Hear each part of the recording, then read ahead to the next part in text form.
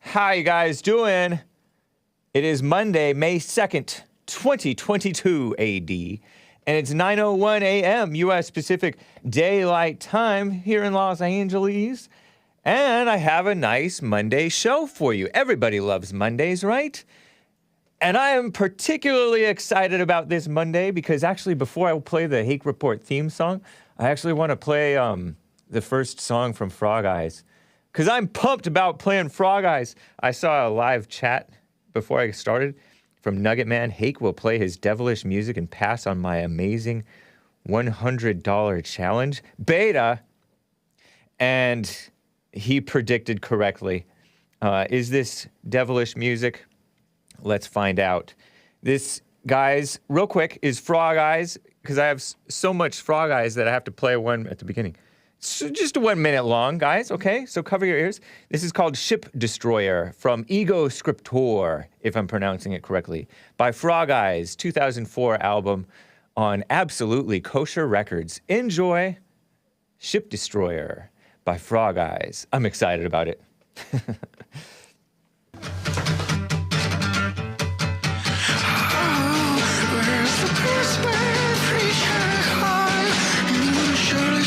Join me in song. Oh, the glittering passages rise like a heart despised. All my friends have known fine seekers. Everybody talks, but nobody's a speaker. I'll scorn the dark trees of British children, but why?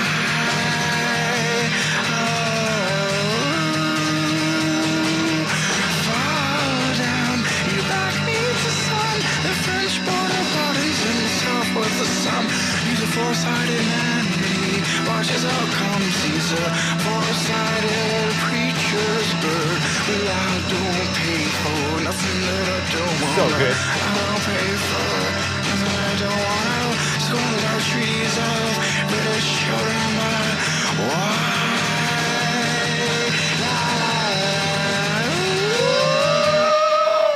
So good. Oh my gosh.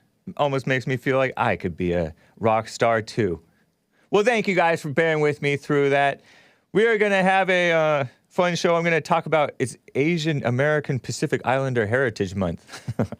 Terrible things going on. I'm going to tell you about a little throwback on the Ferguson report because they just came out with a Minneapolis Police Department report.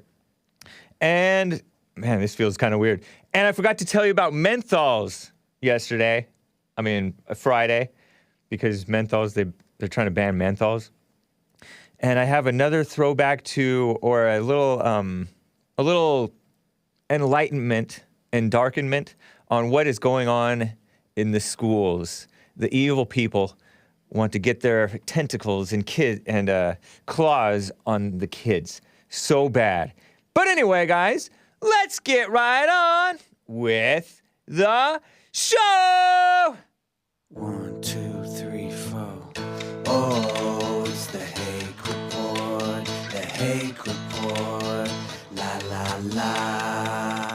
Oh, it's the Hake Report, the Hake Report, la la la. Eagles! Oh, it's the Hake Report, the Hake Report, la la la.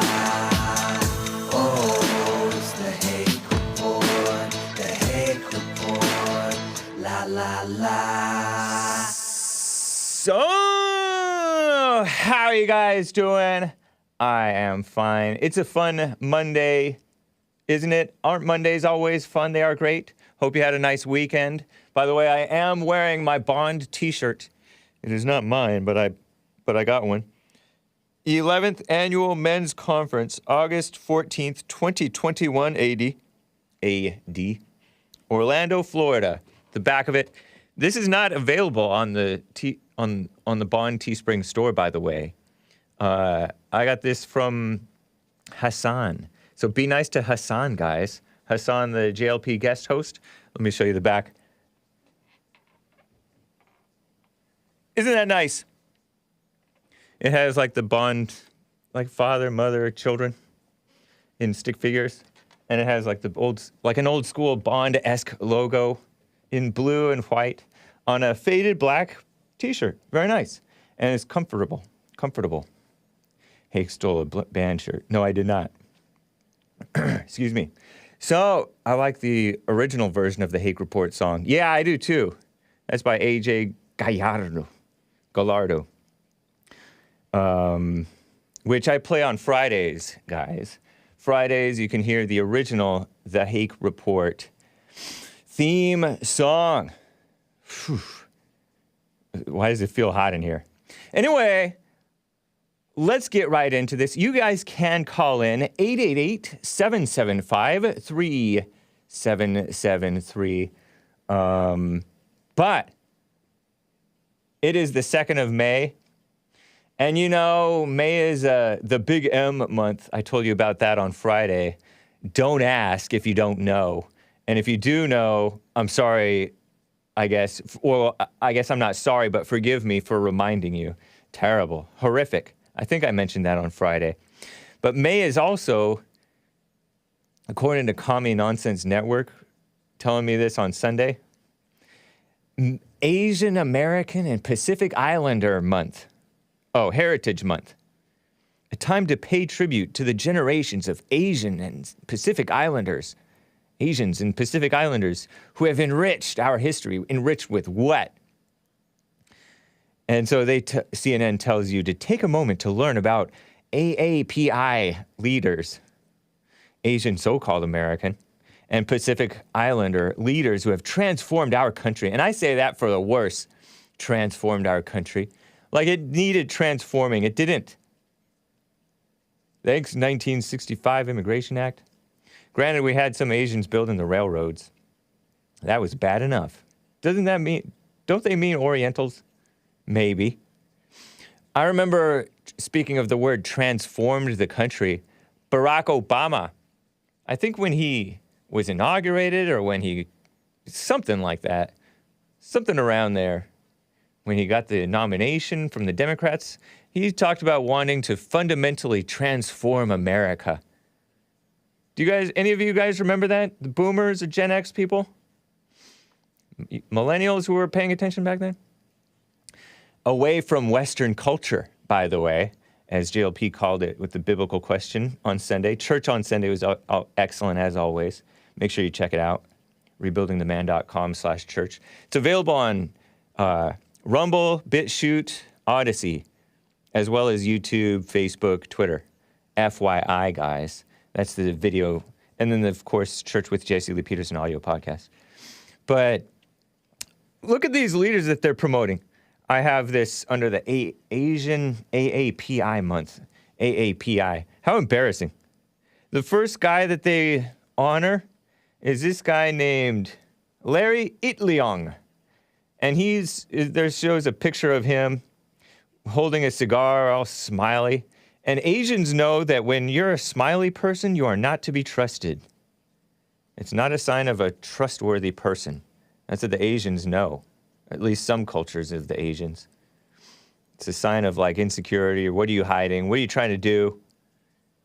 These AAPI leaders transformed the U.S. for generations to come, says Holly Yan of Commie Nonsense Network, CNN. This guy, he bolstered this Larry Itliong. He is pictured alongside that guy, Cesar Chavez, this Hispanic guy who is all into the unions.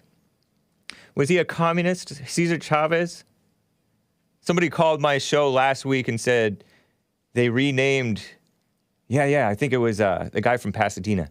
He called my show and said they renamed a street that was named after a guy named Macy, who was the first real American to come into like California. And they changed his name to Cesar Chavez over here in L.A. Over, I want to say that way, pointing at the camera, but that way generally. Cesar Chavez Avenue. An ingrate. Although he did call the illegals, he called them wetbacks because he didn't like them coming in and taking the jobs and lowering the pay, lowering the minimum wage, or lowering the wages. Itliong became the great Filipino-American historical omission, reads a blog post from Asian American Legal Defense Education Fund. Give me a break. He lost 3 fingers working at an Alaska cannery. So then he spent decades fighting for better pay and treatment for agricultural workers. Usually when you lose fingers at a location, it's because you were thinking about something else. You weren't paying attention. And I would not want to lose fingers, right? I would not want to lose fingers. I have all 10, I think.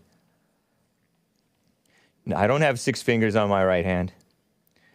But, so it's kind of his fault. I mean, some jobs are more dangerous than others. But this guy, if you look at his picture, I mean, he's like this smiling guy with a cigar. Fat cat looking guy. National Farm Workers Association.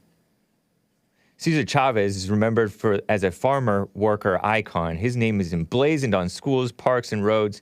Itliong has been generally forgotten, treated by society as it seems Filipinos have always been treated, says this Sour Grapes blog post on Asian American Legal Defense Education Fund. But the labor movement writers know that without Itliong, there would be no Chavez. I could do without either one, maybe. I could do without either one. I'm glad to have a job where I don't have to pay that much attention. If I lose focus, I don't lose a finger. That's nice. Tim Scott, the real one, not to be confused with the rhino, says, Hake has never picked vegetables in his life, but neither have I. Vex Peril has all 17 fingers. Yikes. Sounds satanic.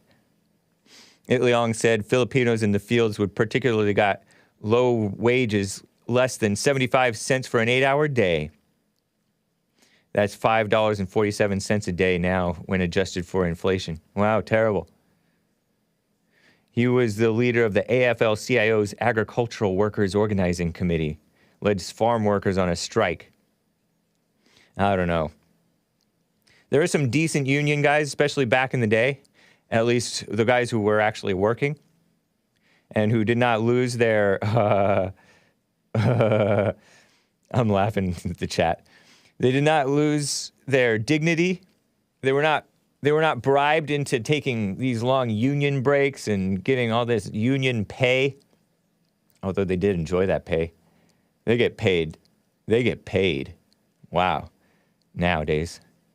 And so they don't want to really give up the unions, but the union people, the heads, they're commies. They're not for America, they're for themselves. And they're not really, honestly, even for the so-called workers. Didn't Chavez chase, attack, and beat illegals to protect the workers' rights? Asks Commander Kim. I don't know.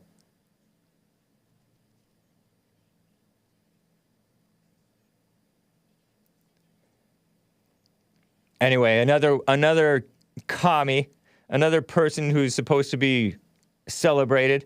These are people who are not, so far I'm not convinced that I should be celebrating AAPI month. How embarrassing to call it AAPI. I Jen Poo. I hyphen lowercase Jen AI Jen Poo Poo. Sorry. Is fighting for domestic workers, the elderly and disabled Americans. She started Domestic Workers United. Domestic Workers Bill of Rights in New York State. So another union person, apparently. National Domestic Workers Alliance called the bill a historic victory. For the first time in any state, domestic workers were included in all the major labor laws protecting other workers. This woman, Ai Jen Poo, is Taiwanese. But the work is not done. Many domestic workers do not earn a living wage and work without access to health care, paid sick days, or paid time off, the alliance says. Domestic Workers Alliance. Give me a break. More victimhood. A victimhood crying Asian woman. Taiwanese. Reminds me of that guy who tried to run for president, right? Andrew Yang. Here's one, and this one doesn't even, in America, here in America, we don't count this guy as a real Asian. This guy, Ajay Bhatt. Ajay Bhatt. He got rock star treatment for helping invent USB. USB is that thing that you plug in to your computer if you have a computer, and it can possibly connect your phone or your camera or other things. Nice. Well, good for him. But that's not a real Asian. Isn't that like an Indian?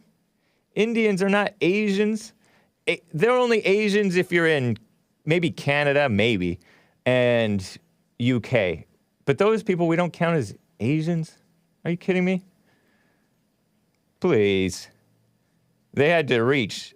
This is how few Asians of note there are. Sorry, Asians. I like Bruce Lee. Bruce Lee is German, though. I call him German.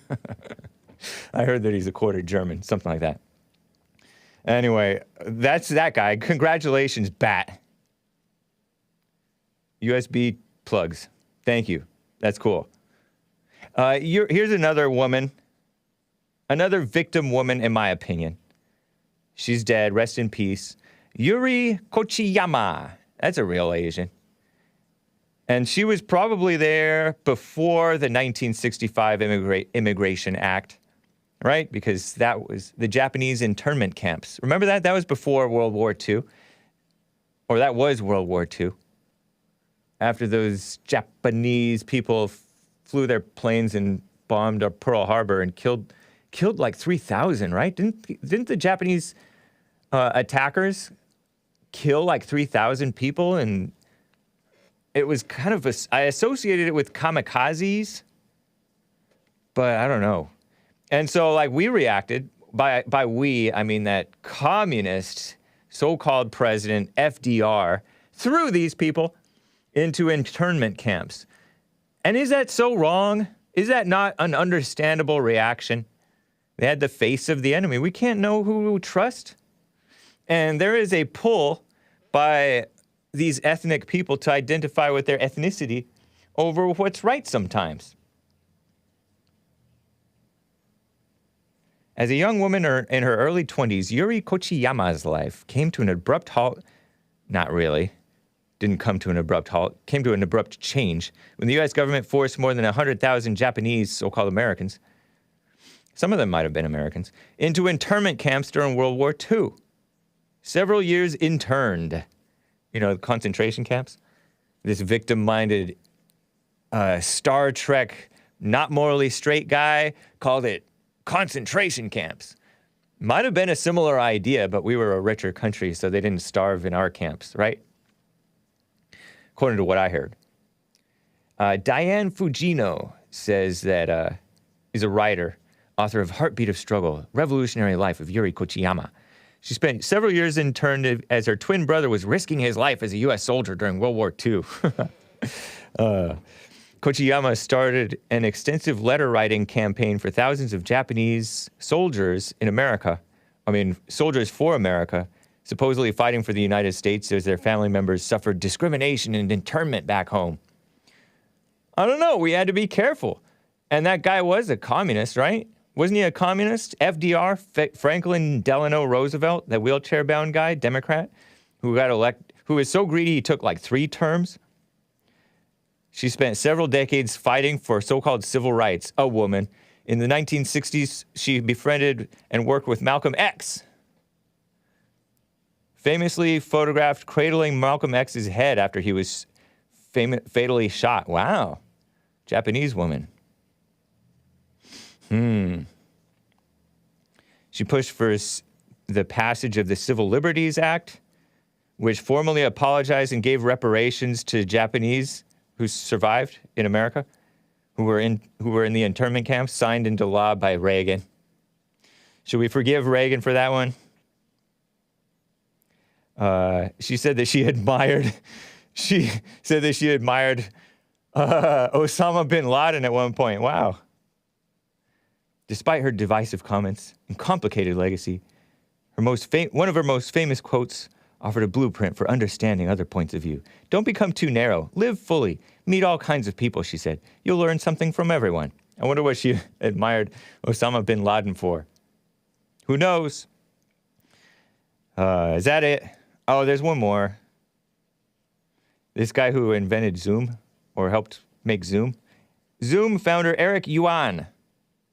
Zoom is only something, I say. Zoom, Zoom.us, how you do these Zoom calls, video conferencing during the scam-demic. This guy, Eric Yuan, he, I guess, founded Zoom. And that's nice. He was a Chinese immigrant, I guess. He had an H-1B visa.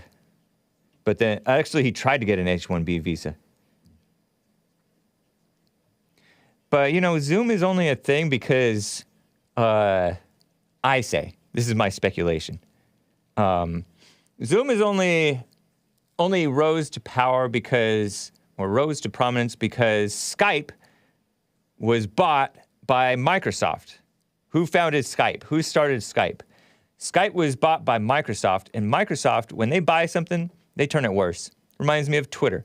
Twitter bought Periscope, and Periscope turned somewhat worse, right, in certain ways. Skype, the function of Skype is not that great compared to Zoom, I hear.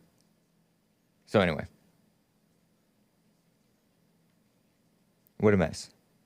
Well, congratulations, Asians. I'm surprised they didn't celebrate, why didn't you celebrate Bruce Lee? What the heck? At least be somebody more, uniting. Not just a bunch of liberals. Although the Zoom guy and the USB guy, the USB is an asterisk. That's nice. Don't ask me what Zoom is. Oh, man. People say I over-explain things. Let me get to a call. Kenneth is a first-time caller in Arizona, and then I'll tell you more about this other mess. Kenneth, how are you doing in Arizona? Are you there? Come off of mute. Kenneth going once. Kenneth going twice. I'm putting him on hold. We'll check on him later. I don't know if I put Pelosi in the folder, Pelosi's picture in the folder. But Nancy Pelosi visited... Oh, yeah, Jackie Chan. But he's not really American. He just played in American movies, right? Nancy Pelosi made an unannounced trip, just a side note, to Ukrainian capital Kiev. Some people call it Kyiv, which I hear that that's not correct. I hear that's kissing up to the Ukrainians to call it Kyiv and spell it K-Y-I-V. It's spelled, the real spelling is K-I-E-V, I think. But people like to make political statements with how they say things, including me. Is Kenneth ready? Check on Kenneth for me. Okay, thanks. House Speaker nervous Nancy Pelosi made an unannounced visit to the Ukrainian capital of Kiev on Saturday, marking becoming the most senior U.S. official to meet with President Volodymyr Zelensky since the war broke out more than 2 months ago. I heard... Did I put a picture of nervous Nancy in there? I don't think so, huh? No. Okay. I mean, she posed next to him, and he looks all not Christian. He's not Christian. Neither is she. She pretends to be a Christian. She's a Catholic, but she's a Democrat. It's not a real Catholic. The real Catholics are on Cozy. And they're that one guy, Pat Buchanan. He's a real Catholic, I guess.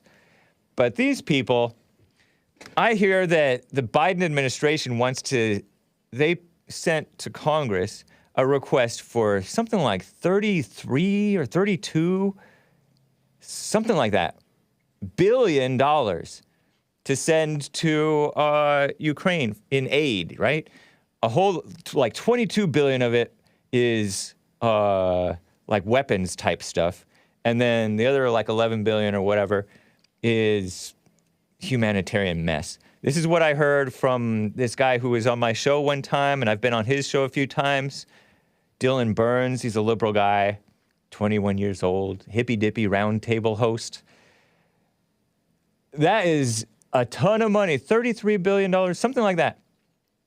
And that is like, according to him, according to Dylan Burns, $66 billion is the whole military budget of Russia. Whoa. And then the military budget of Ukraine is only $6 billion. 6, I think. Something like that.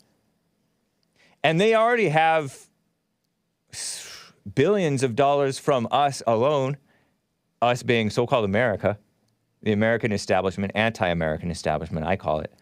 And not to mention other, nothing from the caller. The caller was not ready. A bunch of other, like, billions of dollars in weapons and stuff. Pretty much everything that they want, they get, almost. Meaning this unchristian president and his unchristian, many of the soldiers are unchristian. And then some of them are probably Christians, who knows? In Ukraine. And who knows about Russia? I don't know. But that's wild. Talk about dragging out this war. They really don't want to give up the control to Russia. Wild, huh? Meanwhile, like, people are dying like crazy left and right on both sides. On many sides, honestly. On many sides. I don't know.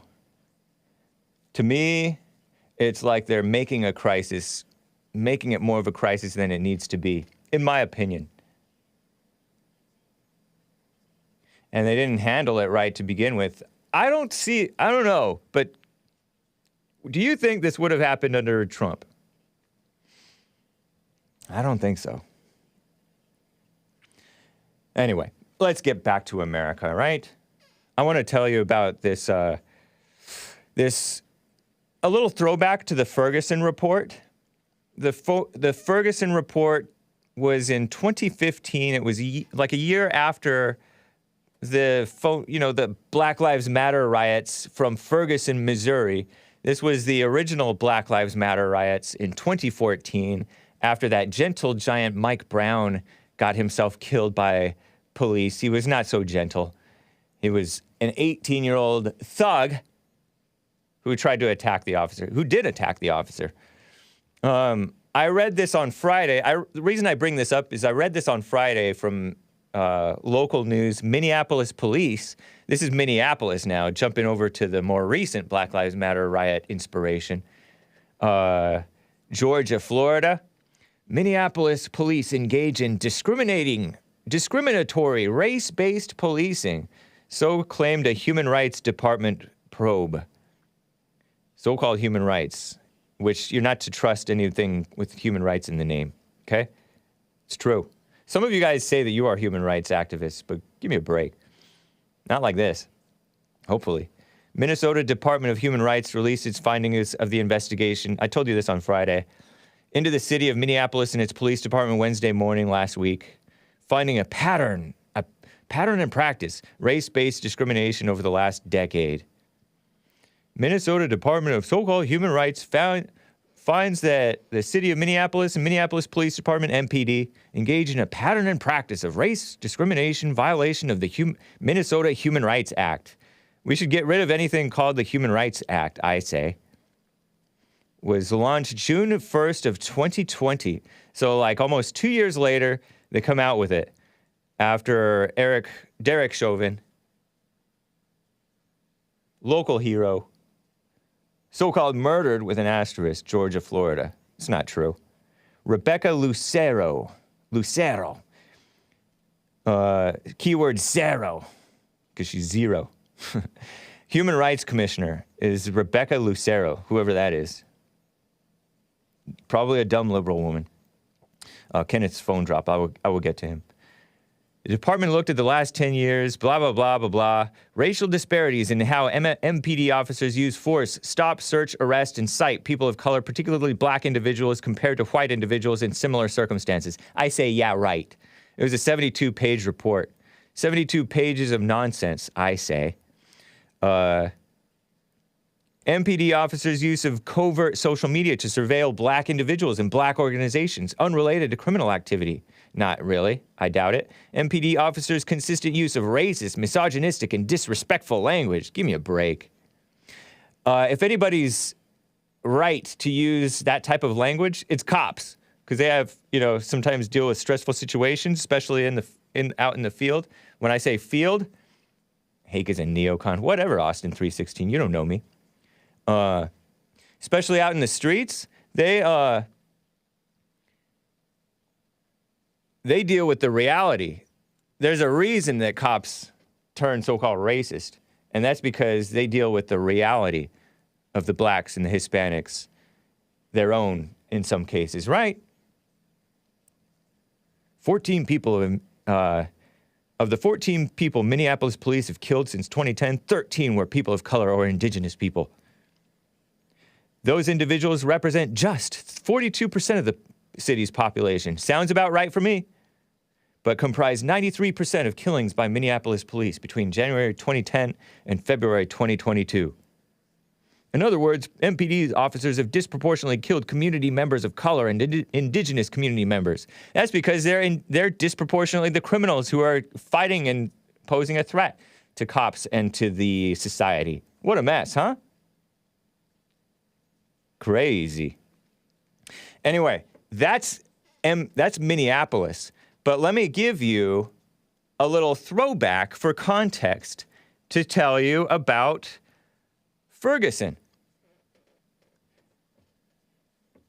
See this New York Post article by John R. Lott Jr. from 2015. I have this headline for you. John R. Lott Jr., PhD. I cite him a lot. Crime Prevention Research Organization.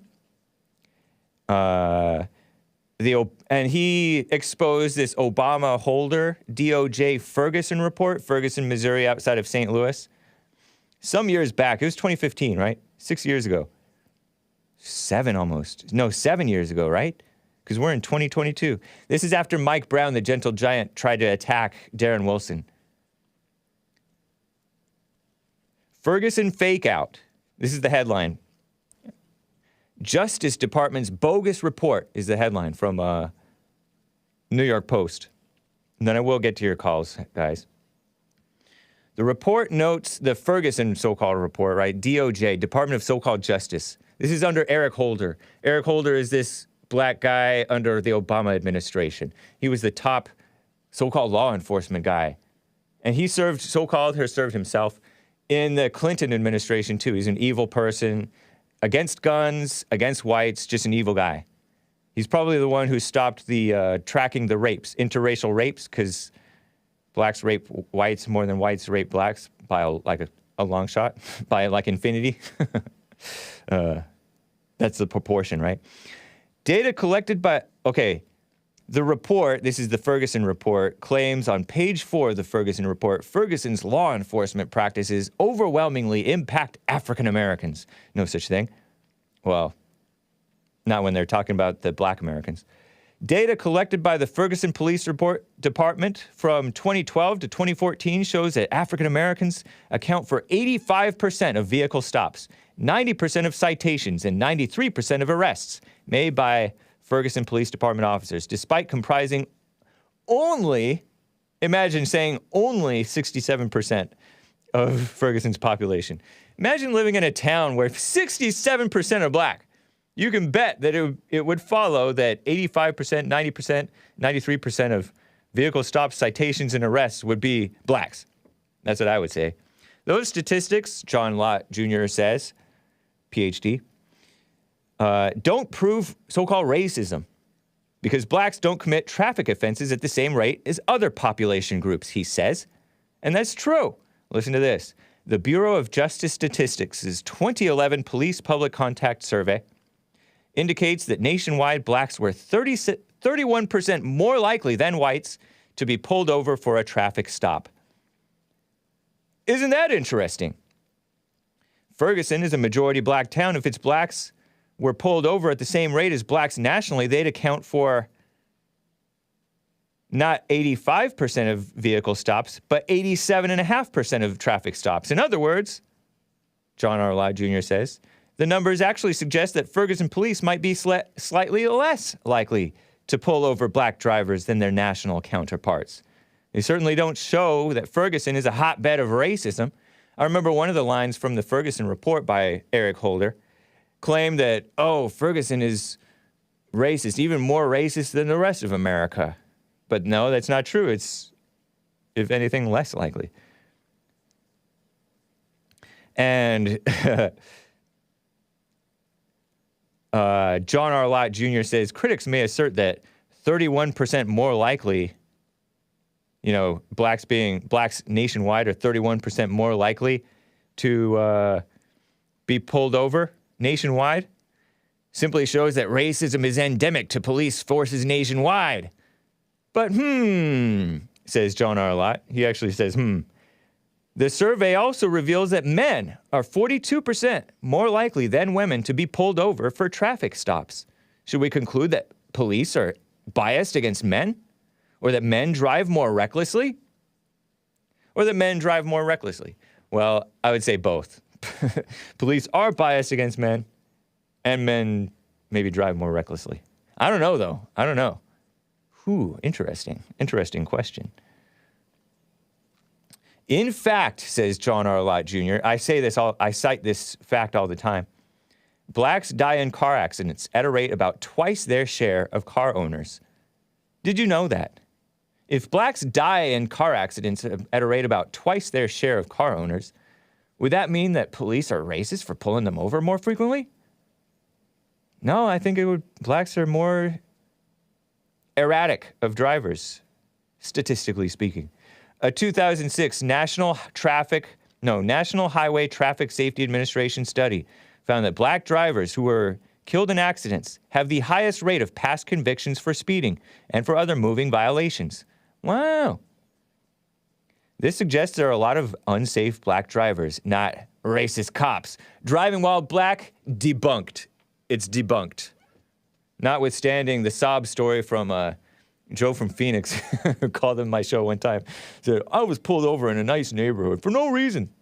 And they didn't even get me. They didn't even charge me. They should have, I guess. For direct evidence of racial bias, goes on John R. Lott Jr. in this New York Post 2015 article. The report describes 7 emails from Ferguson police officers from 2008 to 2011 that Justice describes as offensive to blacks, women, Muslims, President Obama and his wife, and possibly people of mixed race. I remember some of those lines. Oh my gosh. I don't remember the lines specifically, or I would cite them to you, but they were kind of funny. And it's quite reasonable to send some so-called racist emails. Those are the funniest jokes, right? Give me a break. Did only 1 or 2 of the 53 officers send those emails, though? Did the objectionable emails end in 2011 because the officers no longer worked for the department or they were told to stop? Give me a break. That's what I say. How am I doing on time? That's that story. Let me take a break, and I'll tell you another story.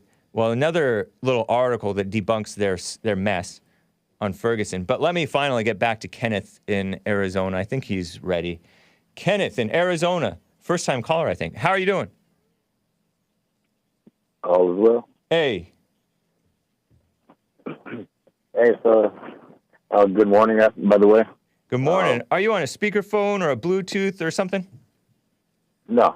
Okay. Stay close to your phone. All right.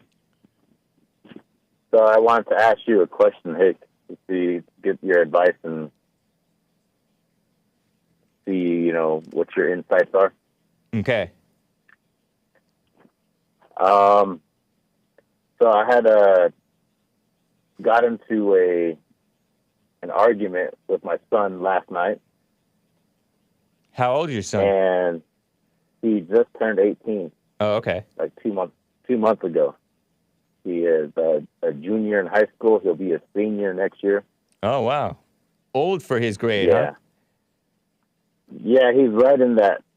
He's kind of caught in the middle between the age where, he should be a junior or he should be a senior, He's a little bit older, yes, but he's not that old, but He just turned 18. But we had got an argument last night.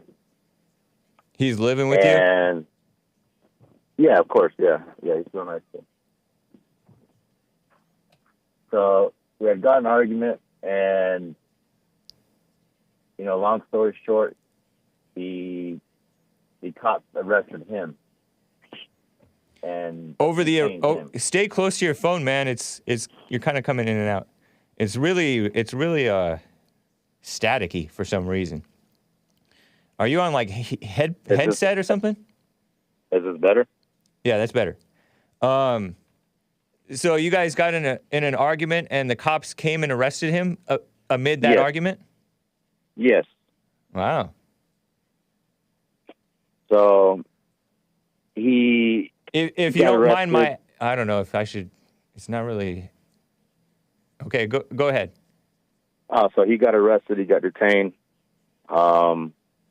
And come to find out, he got arrested for, just disorderly conduct, which is misdemeanor. Okay. Which I was hoping, in which I don't want any kind of serious charges on him being his first offense. At 18. But I hope it makes him realize that, you can't disrespect authority, and wanted to get your insight as far as me contacting him. When do you think an ideal time is to contact him or his mother, as far as letting things cool down, or should I let things cool down? I don't know. Like, what's your advice on that? Where's your insight? What do you think that, should I let things cool down for a day or two and then try to contact his mom and, or him and see if they'll talk to me? I have no idea, man. Cause I really don't know the situation. But when in doubt, what I've heard said before is when in doubt, do nothing. When in doubt, do nothing? Yeah. Or when in doubt, continue as you're going. Just only do what you see to do. But you have to know for yourself, man. I kind of did that in a way, because I work out of town, like 2 hours from where I live, and I just left it at what it was. Are you married to his mother? Yeah. And you guys all live in the same house? Yes. Okay. And so like he got arrested and you went out of town the next day or something like that? Yeah, well, I work out of town and I'm gone for the week. So, I just, what about, like, I got to work tomorrow and I'm not going to stay at home tonight, and just, decided to come to work and be at work first thing in the morning, Yeah. And I'm at work right now, so, I did what you kind of, your advice was like, just go about what you're doing. And I did, it's like, hey, I got work and I love my son, but, I'm hoping that he realizes what he did, and, and I don't know, I'm just trying to let things cool down, I guess, and trying to find the right time to talk to him, when everything's cool and whatnot. But yeah, I just wanted to see what your insights and what your advice would be. That, and you said just don't, when in doubt, do nothing. So, that sounds like good advice to me. Were you wrong in how you were dealing with him? I don't think so. I don't think I was. How he turned out, is it your fault? How he turned out, is it my fault? I'd say probably yes. Because me and his mom he was born out of wedlock. But we got married, afterwards. Oh, okay. Yeah.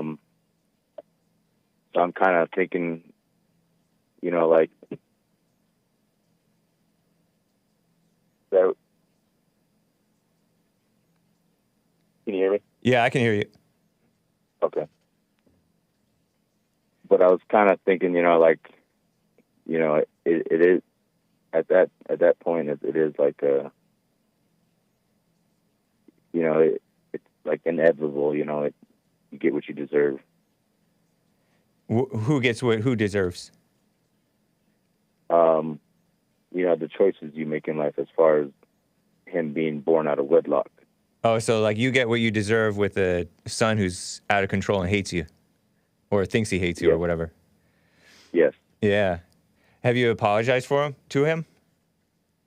Yes, I apologized to him. I try to lead him in the right path, by not getting angry, and I do the best I can as far as my advice and my experience through what I've been through. I haven't always been this way, of course. I did handle things in a manner that I shouldn't have, like as far as like when he was younger. I never did anything as far as like abusing him. I'm very old school mentality, so I did spank him when he was young. Uh-huh.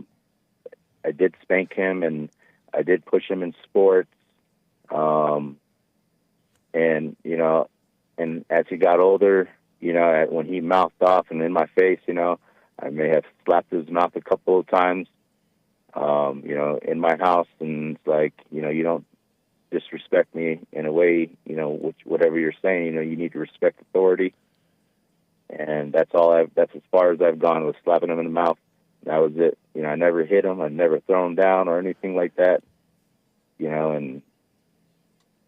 but it got to a point last night to where he was swinging at me and I had to control him. And, Who called the police? My wife did. Yeah, I don't know, man. Yeah, my wife. Is his mother bailing him out, or is anybody bailing him out? Or you guys letting him stay in jail? He got released. He got released because it was it's a petty offense. Oh, okay. It's his first time. So he's back at he's back at your house? Yeah. Yeah, I mean, so whatever, man. You're gonna have to. I don't know. Have you been an example? Like, I don't know if you can tell him all you want about don't get into anger, but if you're in anger yourself, it's not going to get through to him. And then anyway, he's already kind of set in his ways, so you're just gonna have to be patient with him. But I don't know if I would try to be. I don't know. You might want to call Jesse Lee on this. You can call him on his show or for private counseling. Yeah, I will go that route, but I mean, But slapping him in the mouth is hitting him. I will tell you that. I don't know if it's inappropriate, but you did hit him, and especially with you being away at work. I don't know how long that's been going. Who knows what his mother's doing that you don't know about, and. This is something that you guys did yourselves. Like you said, you did it. You started off wrong. Turn on the AC, please. We've been waiting. It's getting hot in there, huh? Yeah. Too much hot air coming out of me. But I mean, I do the best I can as far as being an example. I'm not getting arrested. That's not a. I work. How low standards do you guys have that? Are you Hispanic, or are you white, or are you black, or what? Native American. Oh, okay. You've called my show before, huh? Yeah, a while back ago. Yeah, okay. It's not your first time. For some reason, I had in mind that it was your first time calling. First time this year. Your wife is American Indian, too? Yeah. Yeah, man. But not being arrested doesn't mean that you're doing right, These are very low standards. We need to raise the standard to perfection. I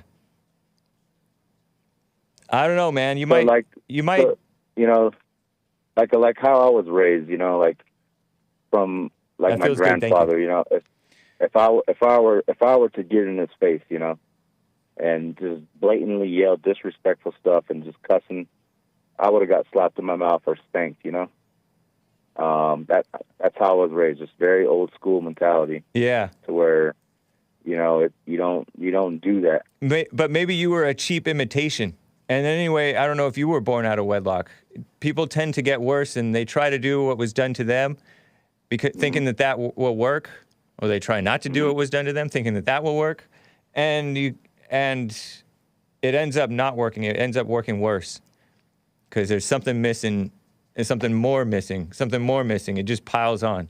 The misery of the generations, you know, the degeneracy of the generations. Were you born out of wedlock? Yeah. Oh, okay. So it's the same thing.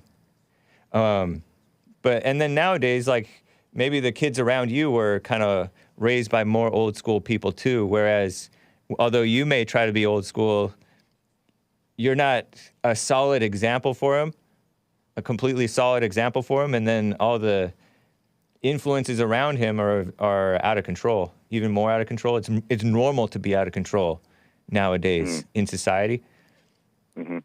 And so you can't be comparing him to you, thinking that, oh, he should be able to do better. You know what I mean? Yeah, because he's his own person. Yeah, and he grew up in a totally different situation, or pretty different situation. For the most part, you know, his mom, he's had his mom and I for, you know, all his life. And maybe that's part of the problem. Who are you raised? Yeah. Who are you raised by? My mother. Oh, okay. Huh.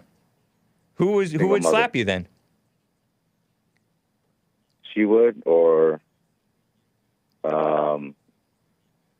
you know, my grandfather would actually spank me with a belt or a stick or something. So her dad. Yeah. Yeah. Well, man, he's a grown young man now. Yeah. I would consider letting him move out. And if he decides, like, hey, I don't want to live with you, I'm going to go live somewhere else, and that's like, hey, I can't do anything about it, right? Because he's 18. Well, yeah, you should be happy about that. That would be great for. I would think that he would love that, and I would think that you would like it too. To be honest. Yeah, the thing is he's lying about the situation in which his mom is taking his side. So it's like, oh yeah, then he's lying about what situation?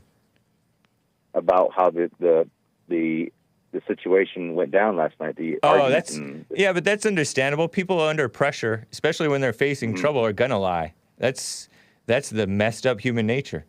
You should expect that. But why would that stop you from being happy that he's moving out? Well, I don't know. I mean, I'm trying to, you know, get some advice from you to see where I can go with this. But I'm gonna do what I'm gonna do regardless. Cool. Yeah. But you know, it's if he's gonna continue to lie to his mom, and you know, like, hey, you know, and so she wasn't there, so she believes him. Yeah. So she's gonna continue to believe him and why aren't possibly you divorce me? Oh wow! Why aren't you kicking him out at that point? You're right. No, that's a question. I feel like Jesse I don't know. Lee right now. I don't know. You know, I mean, I'm not saying that that's what you should do because you're in the situation. That's a good question for me. That's a good question for myself to ask myself. Yeah. I mean, I recommend. Have you gotten private counseling from JLP before? No. Would you do it? Would you be open to that? I would. Yeah. But I don't know. You may not need these others involved. I mean, if they want to be, if they're willing, then go for it.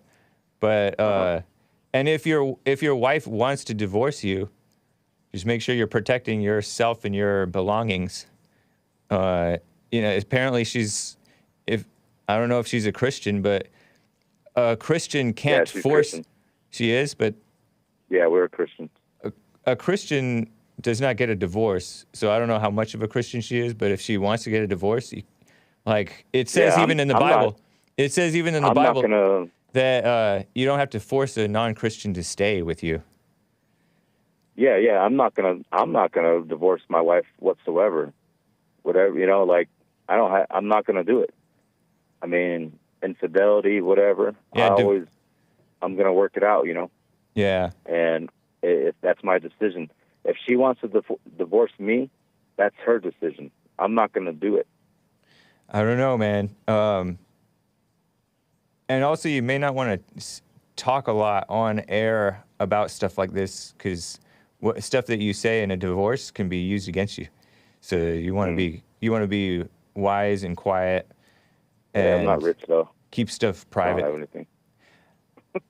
Well, I know. I'm not rich. I don't need a prenup, so I'm good. Well, you better start I'm getting a rich. Hardworking man. Nice, I'm a hardworking man with very little stuff, and I eat and I have clothes and I have a roof over my head, and that's it. Call JLP. This is more his forte on, and you can call his radio show. Yeah. 6 to 9 a.m. Pacific Daylight Time. So in Arizona, that would be 6 to 9 a.m. Mountain Standard Time. Well, you know, my show is right after his. Or you can call for the office for or call the office for private counseling if you need it. But you doing JLP's silent prayer? No. Oh, okay. You heard of it? I've heard of it, yeah. Oh, okay. Well, I wish you well, man. Well, thank you, Hake, for your time. Yeah, I'm curious how it goes, but so you can let me know. But okay. Yeah, I've had friends who were kicked out of their parents' house, and they went to live. Like one of my friends went to live with an aunt, and well, I don't know what. He turned out okay. He's out on his own work, and I mean he's 41 years old now, so he's turned out okay, I guess. I don't think that he was ever arrested or tried to take any swings at anybody, except for like in bar fights and stuff. But I wish you well. All right, thanks, Hake. All right, take care, Kenneth. All right, bye. Bye. Man, we are at the top of the hour. Quick super chat here. Single mom says Joe from Phoenix is annoying. No context. A nice no context super chat. Thank you. Oh, yeah, I did mention Joe from Phoenix. Yeah, very true.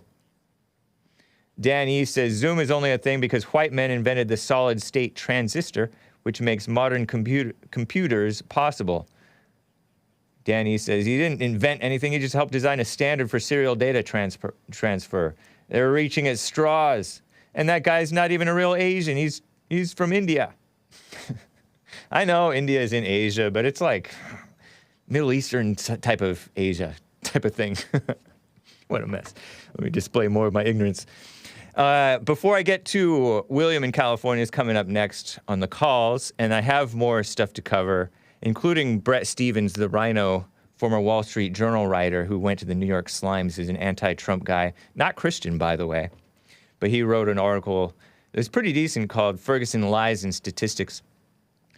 And I got to tell you about menthols as well. They're targeting the blacks. Pretty funny. But let me get to some more Frog Eyes, guys. Frog Eyes.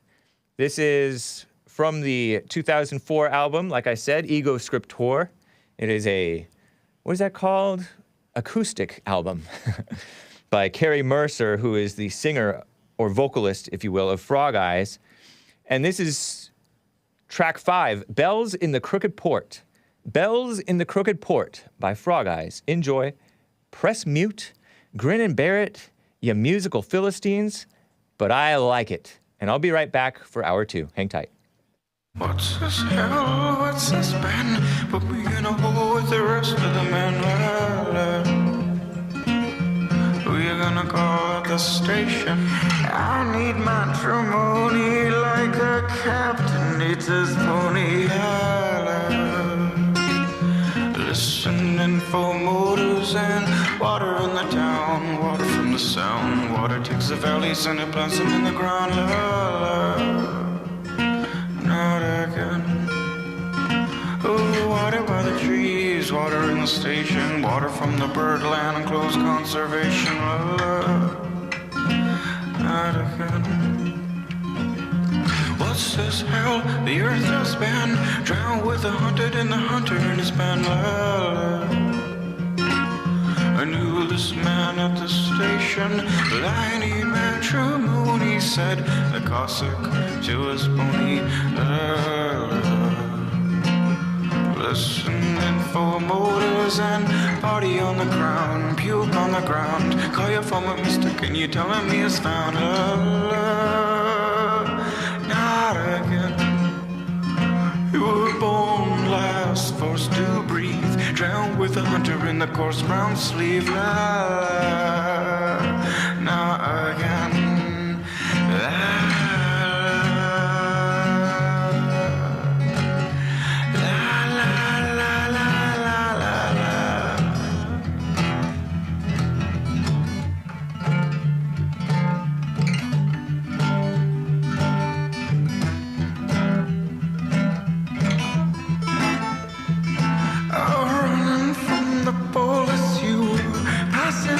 Forest and condition myself to live.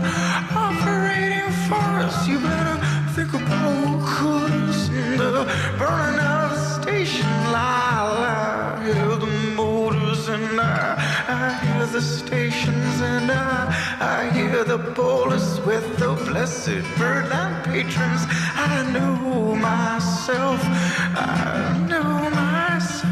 I was cut from evil fabric, but my nurse knows better health. You better think about what colors in the burning of the station. Lights on, lights on, lights on, lights on, lights on. Well, wasn't that nice, guys? Wasn't that nice? Are they going for the ugly, twisted beauty feel? Maybe so. Toss that CD into Mount Doom, Hake. This music is psychotic. This guy should go on The Voice for laughs. It sounds like a guy who had his blank waxed. I don't know what that means. Only a virgin could listen to this acid rock. Well, I'll take that as a compliment, slam-free poetry. Sounds like somebody is playing it at 0.75 speed. Wonder how Derek Chauvin is holding up, asks, yep, one of our resident trolls. Yes, do pray for Officer Derek Chauvin. Persecuted for being white. Carver531 says, Nick, grab this CD and throw it out the window. Zenny says, it's decent. It is decent. I will not enjoy no frog eyes. Frog eyes. This CD should be burned, says Austin316. Like a captain eats his pony? I think it's like a captain needs his pony. Needs. I won't mute, just grin and bear it. Not kosher. Absolutely kosher. White people and all their technology smarts are destroying the planet, and the racist Republicans don't want to admit they was wrong, says Mr. Sandman. What's up, Mr. Sandman? Yeah, so Nugget Man was correct. Hake will play his devilish music and pass on his amazing $100 challenge. Beta. Man. I'm so excited about this week because of the Frog Eyes songs. I love this album. Sounds like Eddie Vedder after he got robbed by blacks. Says Kilda Harold. Or Childa Harold? Childa Harold? Trump could just play that CD all day to clear his tenants out. Hake music, not that fake music. Thank you guys for bearing with me through that wonderful music. This is the Hake Report. Little side note, for Kenneth is if he happens to be listening. One thing that I have heard that's good advice. It sounds like pretty good advice. You know, if your wife threatened to divorce you over this incident or whatever, over maybe a series of things, don't do it. Don't try to do anything to like stop that situation or save that situation or switch it, because sometimes, so often, the stuff that you try to do to address the situation just makes it worse. Be still. Wonderfully painful music. Yeah, thank you. Hake, you might like Porcupine Tree. Somebody else told me something. Somebody else said something? Dale Everdale says, Hank, talk about Joey Diaz. Is that fat guy who does drugs on... He was on that Mafia show, and he's affiliated loosely with Joe Rogan, doing beta extortion over a comedian joking about him. I'm not familiar with that situation, but I've seen you guys telling me to, or you anyway, telling me to talk about it. Maybe I'll get interested if I read a little bit about it. Thanks, man. Send me a tip, I guess. And indeed, Joe from Phoenix is annoying. Single mom is correct. Vocals were nice, says Tex-Mex. Thank you. That's a sensible woman. What's up, Tex-Mex and he white? Let me actually get to a call. William in California. Before I get to more of this Ferguson report, William in California wants to talk about Ferguson demographics and maybe some other stuff. William in California. Hey, how you doing? How you doing, brother? Doing well, All thank right. you. Nice. The stops in Ferguson have absolutely nothing to do with racism. They're full of it. Because most of your stops are black people because most of the city is black. It's like close to 68% black. Yeah. So who else is going to get stopped? Right. Yep. There's 67% of the racism. population. That would make it quite to be expected that 85+% would be pulled over. Yeah, well, almost 70% of the city is black. Yep. So, I mean, that one's phony. And, yeah, I heard about the fight this weekend with the mother. Oh, you're talking about my prior call, Kenneth? Yep. You wanted to react to that? Well, okay. It wasn't with the mother. If your favorite caller will stop responding to me, I'll go ahead and react to it. It wasn't with the mother, though. Just real quick. The fight wasn't Who with was the... it? It was a fight of sorts between the father and the son, and then his wife, the mother, called police. But somehow the mother didn't see the whole thing, so she's believing the son. Oh, you're talking about the gentleman that just got off the phone about his son. Yeah. Is that what you were talking about? Or were you talking about something else? No, I'm not lost. I was talking about the fight in Vegas where the mother was fighting in the press conference. But, I don't know about that story. We're going to get to that. But the gentleman probably, he sounds pretty sincere, but I think you might want to stop being your son's friend, and stop playing games with him. Go ahead and put him out. He's 18. That's where usually you just said it. You know some friends that were put out, Yep. when they got, I mean, this is not like something that never happens. It happens all the time, and you just got to be his father, and don't be afraid of his mother. What's that all about? Yeah. Might be good advice. Appreciate that. Pack the bags with the kid and tell her to go ahead and marry him. The fight thing, that was quite embarrassing. What are you referring to? I don't know that story. In Vegas, there was a fight. There was a big fight, title fight. Oh. In the press conference, the mother kind of showed her colors. So, like you're talking about a boxing match, and the mother of one of the boxing fighter guys, acting like a chimpanzee, pretty much. Terrible. Yeah, it sounds racist. It's crazy. But are you familiar with that story? Yeah, I hadn't heard that. Yeah, it was crazy. And it's kind of pretty How embarrassing, much huh? like your favorite caller, Mace, always following me up. It's getting creepy. But here's the deal: you don't get to pull Ben Carson's mother out of your tail and compare her to these ratchet witches of today. Yeah. Okay? Stop True. following up my calls and combating. It's the truth.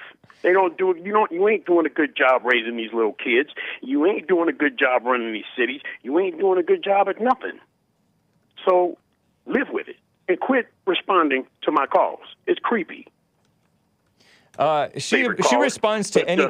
My favorite caller, She responds Maze, to me every time. Yeah, she and I'm getting responds to sick of any her. any black or white who tells the That truth tells about blacks. the truth.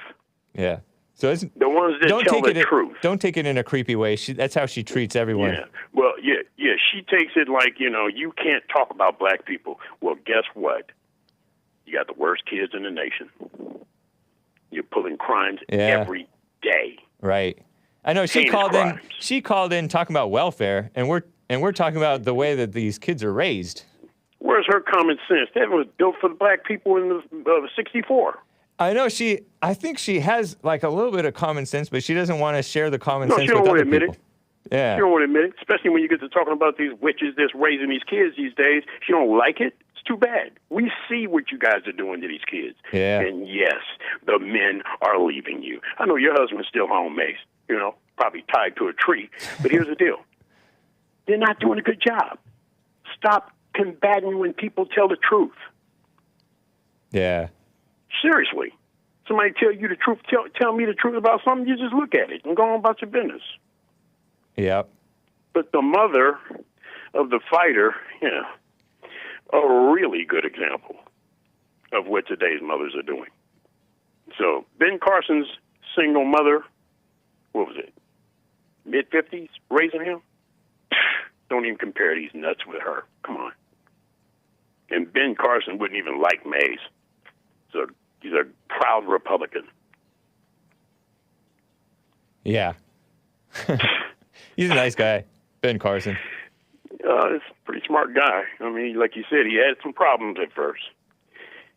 And I don't think what she did, I think what she did is she didn't allow them to play basketball and go to the schoolyard. She made them read books. And you can't tell me that these witches do that these days. They don't. Yeah, true. Their kids are dancing on TikTok. And Ben Carson himself was angry, even with a partly decent mother who made him work and didn't accept I don't think she accepted welfare, right?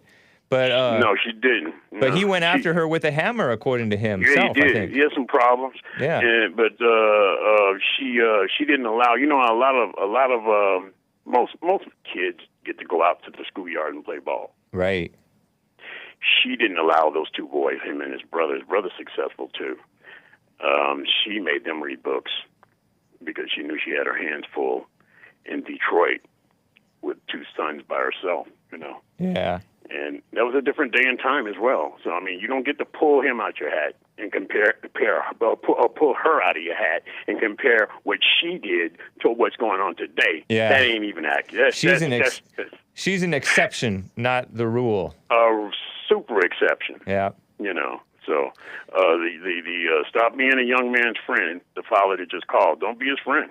Just stand up to him and his mother. Yeah. At least he's got both parents, though, huh? Right. Yeah, it probably helps somewhat. A little bit. Yeah. Probably so, but just, the man sounds like he's a little afraid of his son. He wants to, I think he wants to do the right thing. He just doesn't really know. He wants to do the right thing, man. I mean, I had my moments with my father, but he definitely wasn't calling the radio station to get advice with me. So I'm not telling you, and you told him right, be careful what you say over the air because... Yeah, stuff is used against men like crazy. Exactly. Stuff that isn't even wrong sometimes. They're not even wrong. Usually, like, men get in trouble for telling the truth. or for saying something right. Anyway. Right. And I mean, no, he can't be. He can't be too wrong sitting there being concerned about his son. Yeah. He's true. He's concerned about his son. I can hear it in his voice, Yeah. But you stop being his friend. Put him in his place. Well, I appreciate it, William. It's good to hear from you. All righty, buddy. Have a good rest of the week. Take care. All right. You too. Bye.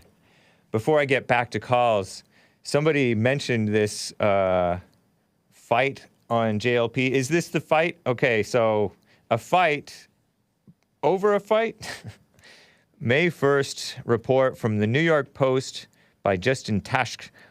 Headline, wild fight breaks out during Shakur Stevenson press conference.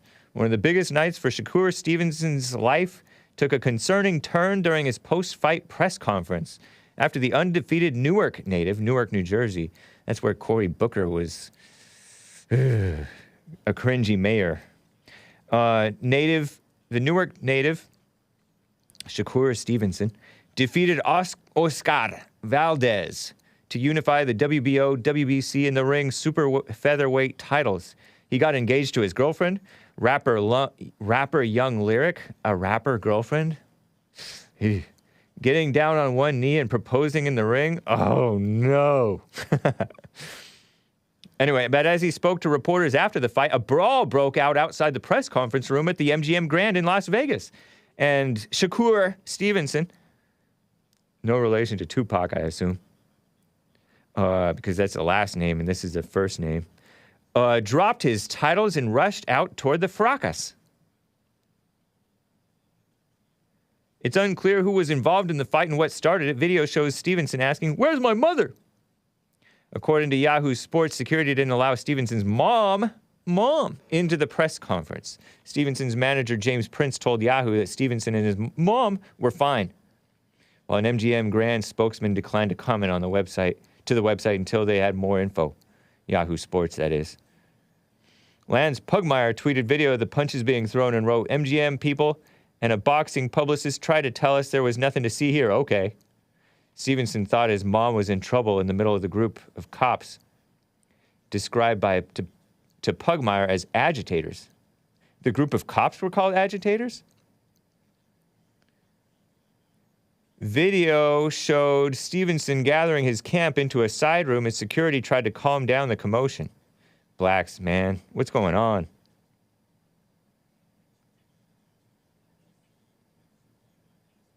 Oh, well. What a mess. Terrible. Anyway, where's Maze? Asks Shaggy Boy. Shaggy Boy likes Maze too. It's funny, people trying to summon her. Before I get to this Bret Stephens thing, let me get quickly to Art in Ohio. Art in Ohio, how are you doing? Hake, and Art, baby. Hey. Hey, can you hear me now? Yes, I can. Okay. Make sure you can hear me. Yep. All right, Shaggy Boy Maze is busy right now, young man. Back off. She's making sandwiches, and hopefully she's making some chili, and she's putting some seasoning salt in there. Not too much seasoning, Maze. Easy on the seasoning, but it better have some taste, too, for when I come over to eat some of that chili, okay? Nice. Keep your husband happy, your alleged husband happy. Okay, Cute. First thing first, the dude was just talking about these black females or whatnot and how they were them raising the kids and stuff like that. Oh yeah, they're definitely doing a poor job or whatnot. And the courts, I hate to have the same conversation as far as, you know, me saying the same thing, but the courts is participating in it, and this is what happens when you falsely take somebody's kid away from a lot of these females. I notice around the city, they be 9 months pregnant, 7 months pregnant, and they already done broke up with the dude, and then be out here looking for the boy, another boyfriend while they still pregnant. The kid don't even be a year old, 2 years old, and they already out here looking for another boy. And it's like, well, hold up. You just was in a relationship because the kid was, how did you have a baby if you weren't in a relationship with the dude?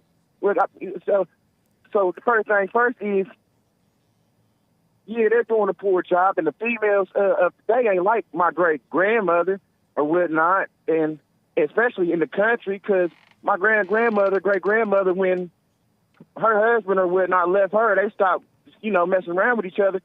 She didn't go look for another boyfriend. She sat around and basically waited for her husband, my great pawpaw to come back. My great granddad, he ain't my pawpaw, not my pawpaw. I only got one pawpaw. That's the king. He's still here. But my great granddad to come back. She said she didn't go out here looking for another. These females, they get pushed with this liberal agenda, and the only way for them to basically cope with them knowing that they're wrong and to keep their mind busy is for them to have a backup boyfriend. Oh, and man. a lot of these females don't understand that when you're doing that, you're not understanding what you did wrong to mess your first relationship up. You need to be by yourself so you can realize what the heck you did wrong. But a lot of them go jump into these other relationships and keep the nonsense going because they never realize what the heck they're doing wrong to mess up the first relationship. Then I want to talk about something else and whatnot. All right. I'm like a Tupac in a sense. If I'm like with you, I told you when I first started coming on here talking or whatnot, my situation with my son and his mom running me through the courts, filing these little restraining orders and stuff, and Yeah. I told you where my and I appreciate you for letting me come on here. When I appreciate Lejesh a couple times, he let me come on there and state my situation, and I told the Democrats because I seen how they doing me in this city, and I understand that they're extorting the men by keeping them coming in and out of court. And I said right then and there, I said you made a lifelong enemy of RDR Baby. When I seen y'all attacking Trump falsely, y'all made a lifelong enemy of RDR Baby from Ohio. When I seen that y'all was going and attacking my son, y'all made an enemy of RDR Baby. Until I die, till that casket drop, I'm gonna make sure that y'all gonna smell me, y'all gonna hear me, and yeah, just like I said with Tupac, even with that's where I hate to get into all that little rap stuff. If you with me, I'm with you 100%. I don't switch and I don't change, and I'm gonna fight to the end. If you anybody that's ever been loyal to me, I'm the most loyalist. You see what I'm saying? I won't unless you give me a reason to stop being unloyal to you. So can't nobody steal RDR Baby from Hake or Jesse Lee Peterson, and definitely from Father God or whatnot. And that's the third thing. All right. Okay, well and I'm gonna get up off because I'm rambling on. I really didn't have too much of nothing to really talk about. I just wanted to get on here and talk to you because last time I kind of had to rush up off the phone or whatnot. Art, I have a question for you. Yes, sir, go ahead. Did you say that you recommended Maze put grape Kool-Aid packets into the chili? Is that what you said? I said put seasoning up in that chili.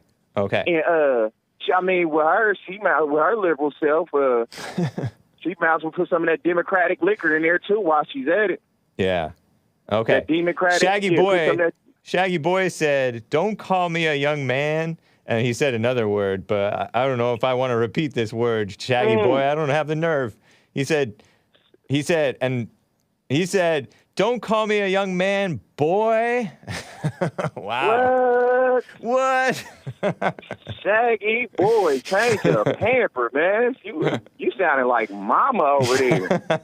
Sounding like straight mama. I had to pass along the message because you called him a young man, and don't worry about Maze, because Shaggy Boy said, "Where Maze at?" Oh, I'm sorry. Oh man, Shaggy Boy. I'm sorry. You might be an old man in a wheelchair, senior citizen. We try to have respect for the senior citizens until they get out of line, like Maxine Waller. I met him at the men's conference. He was there last year at the men's conference. He's pretty tall. Oh, is he? Yeah. Was he around when allegedly Jesus Christ was walking the earth? If he was, he kept his youthful appearance. So I don't know. Man, he sound like a young old man then. Yep, maybe so. Yeah. But it was a person that came on Jesse Lee Peterson show, and Jesse Lee was like, Jesse Lee was like, well, why don't you leave the woman or whatnot and leave her alone and go on about your business? And then the dude responds back, well, the sky is yellow and blue and stuff. And Jesse was like, no, I'm asking you a question. And dude did it like 5 or 6 times. It had me laughing so bad because Jesse was like, no, that's a question. The dude he never answered the question. That's funny, man. Following up the question with another answer and another question. He would never answer Jesse. It was just funny or whatnot. Yeah. But anything else? Anything else to chat want to ask me or whatnot before I get off here? No, they're fine. Hey, appreciate you, Artie Art. Excuse me. Yes, sir. Artie Hey, Art, baby. Already, Hake, baby. And then I was about to say, tell Nick and Daniel, Jesse, Joel, and the whole cast, man, we still rocking with y'all, and we love you. And we definitely still loving Trump or whatnot, man. And we still rolling with Trump type, man. And shout out to my number one chat room right here. Number one chat room. I'll catch you later, hey. All right. Thank you, Art. Take care. All right, bud. Yep. Bye. Grape Kool-Aid. It adds something to the flavor profile, says He White, to the chili. Never heard of it. Taking care of business, hadn't heard of it either. Well, thank you, guys. I will get to more of your super chats in a moment, but I have to finally get to this. This Bret Stephens article from 2015. Bret Stephens, famously an anti-Trump rhino, not Christian as I recall.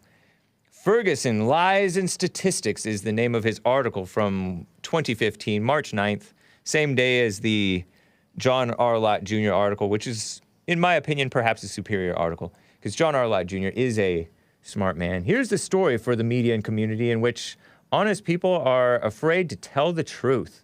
Yeah, good point. This no snitch culture. Bret Stephens telling the truth on that. Okay, so according to Bret Stephens in this Wall Street Journal article, it's a throwback, and I'm telling you this because it just shows you that you can't really trust any of these government reports, especially when they're trying to pretend that there's a racism problem in America. Give me a break. The Justice Department report demolishes the lie, though, that Mike Brown was shot in the back. I forgot about that. They were trying to say Mike Brown was shot in the back. Along with the lie that he was surrendering to Officer Darren Wilson way back in Ferguson, Missouri, before the Ferguson riots. Hands in the air when he was shot. Nope. It confirms that Michael Brown, physically assaulted the officer, Darren Wilson, who now, to this day, I think, is kind of in hiding. Ridiculous. Who had good grounds to fear for his life. To this day! Yeah, he says, he basically said he can only go around whites. Because the blacks have a bias against him because they hate whites. Yeah. This confirms that eyewitnesses either lied to investigators or refused to be interviewed out of fear of local vigilantes. Vigilantes meaning the no-snitch culture enforcers. Snitches get stitches, or snitches get thrown into ditches. Witness 109, this is a quote, I think, from the Ferguson report, the report that came out the same day as the Ferguson report. Witness 109 claimed to have witnessed the shooting, stated that it was justified, and repeatedly refused to give formal statements to law enforcement for fear of reprisal should the Canfield Drive neighborhood find out that his account corroborated Darren Wilson, the officer, white officer, who said, "Get the blank out of the street," because he was walking in the middle of the street, trying not to be too imposing on either side. No. He was walking down the street acting like he owned the place. Witness 113 gave an account that generally corroborated Darren Wilson, but only after she was confronted with statements she initially made in an effort to avoid neighborhood backlash. She explained to FBI, "You've got to live the life to know it," and stated that she feared offering an account contrary to the narrative reported by the media that Brown held his hands up, don't shoot, was a lie. In surrender. Now there's a story for the media, writes this Bret Stephens rhino. A community in which honest people, so-called honest, he's calling blacks honest when they're lying. Honest people can't tell the truth for fear of running afoul of local thugs enforcing the narrative reported by the media. Or is that more of a story about the media, he asks. Yeah, it is. That too. But the blacks are responsible for lying too and enforcing the lie.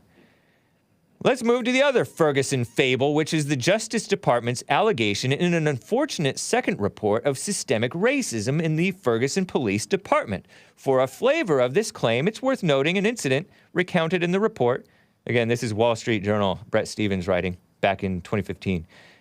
In the report in which a Ferguson man was killed after he had an ECW taser deployed against him 3 times for allegedly running toward an officer swinging his fist. The man had been running naked through the streets and pounding on cars that morning while yelling, "I am Jesus." Wow. Crazy. According to the Justice Department, this incident is an example of over-reliance on force when interacting with more vulnerable populations. Talk about mama, right? The report's abuse of statistics, meaning the Ferguson report, meaning the DO so-called J, Department of So-called Justice, abused statistics in order to lie, right? You know, you see that all the time. You saw that with my debate with the Hunter Avallone. He was using abused statistics to pretend that racism is real. Notably, the fact that African Americans are 67% of Ferguson's population, but disproportionately arrested for crime. Is this racism? Asks Bret Stephens. The Missouri Statistical Analysis Center notes that in 2012, which was just 2 years before this 2014 incident, that in 2012, African Americans, meaning blacks, about 12% of the state's population, constituted 65% of murder arrests. You guys know the 13% do 52 of the murders?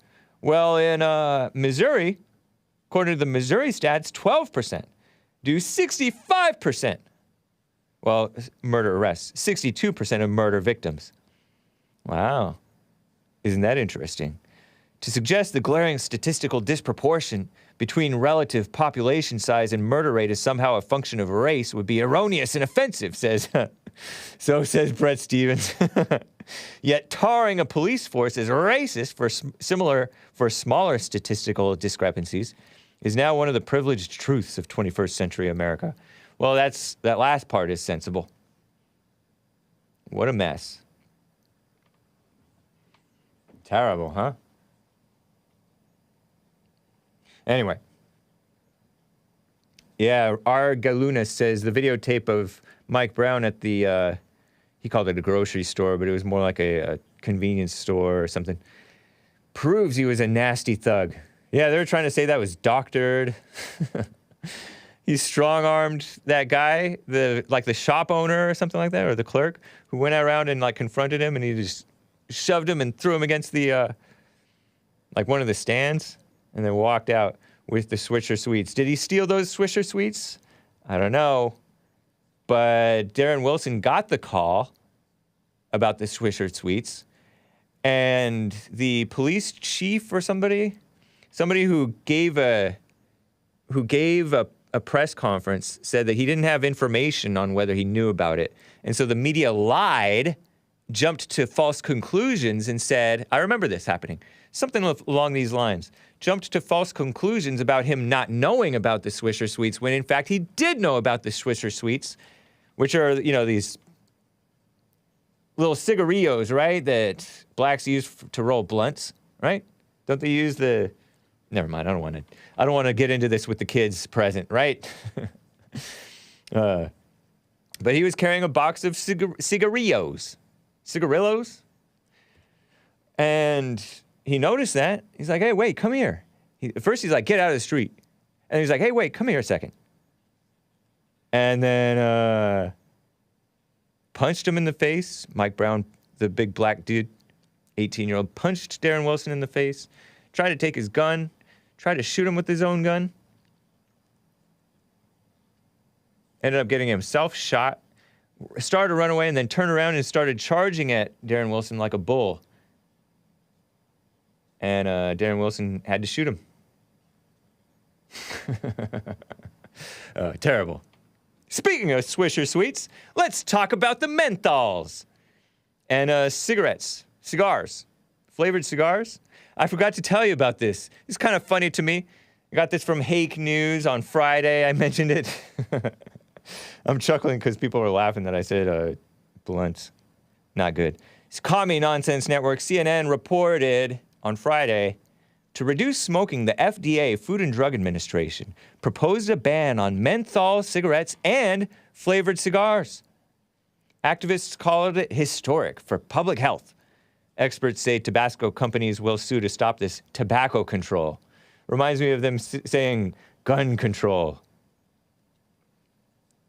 Through careful consideration of the scientific evidence and our authorities under the Tobacco Control Act, we've determined that these actions are appropriate for the protection of the public health, which is a buzzword, right? Usually that has little to do with, I don't know. Anyway, that's what FDA Commissioner, Democrat, Dr. Robert Califf said. He's an Obama holdover, this Robert Califf guy.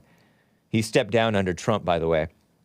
He told the Senate subcommittee that the proposed product standards would improve health and reduce mortality of current smokers of menthol cigarettes or flavored cigars.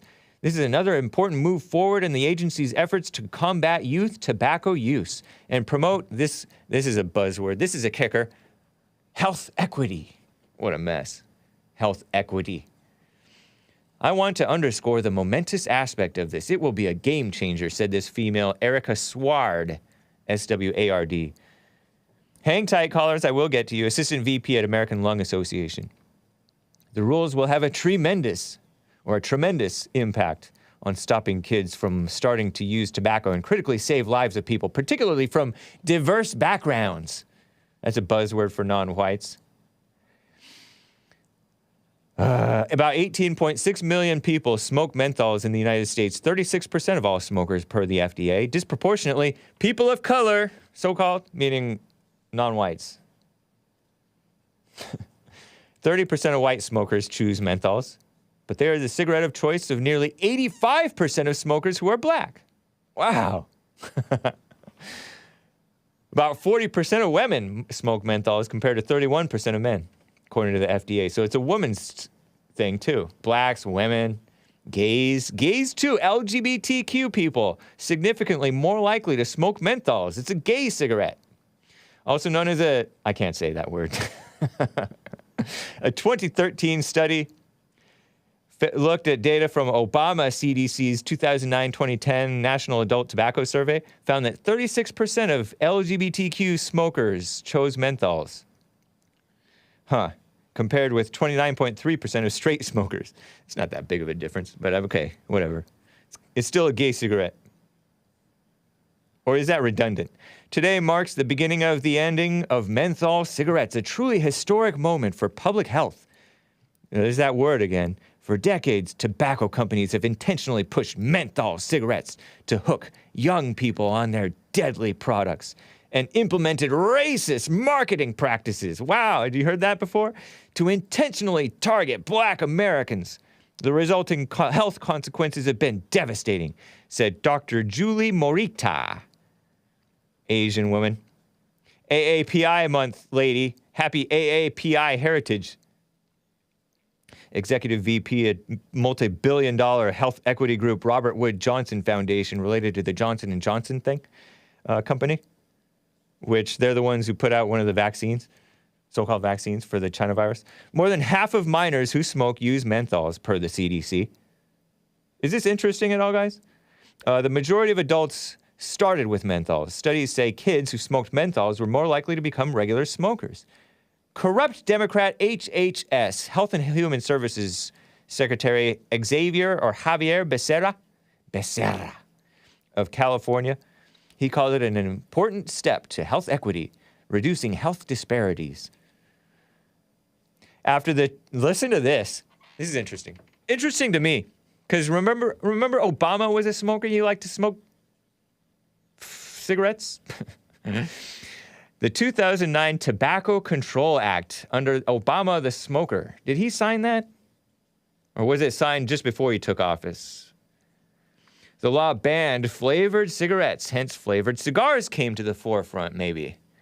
Menthol and kid-friendly fruit punch, strawberry and grape cigars. You guys ever heard of this stuff? Nugget Man says, not really interesting. Okay, let me finish it, though. You're gonna grin and bear it, Nugget Man. I'll try to make it interesting. Flavored cigarettes and cigarillos, especially popular among minors, particularly black and Hispanic kids, or teens, twice as likely to smoke them as white classmates. Maybe they should address the parents' issue rather than addressing the symptom. You know, I don't know. The FDA said 74% of teens, 12 to 17, 12 is not teen, said they smoked cigars because of the flavors they enjoyed.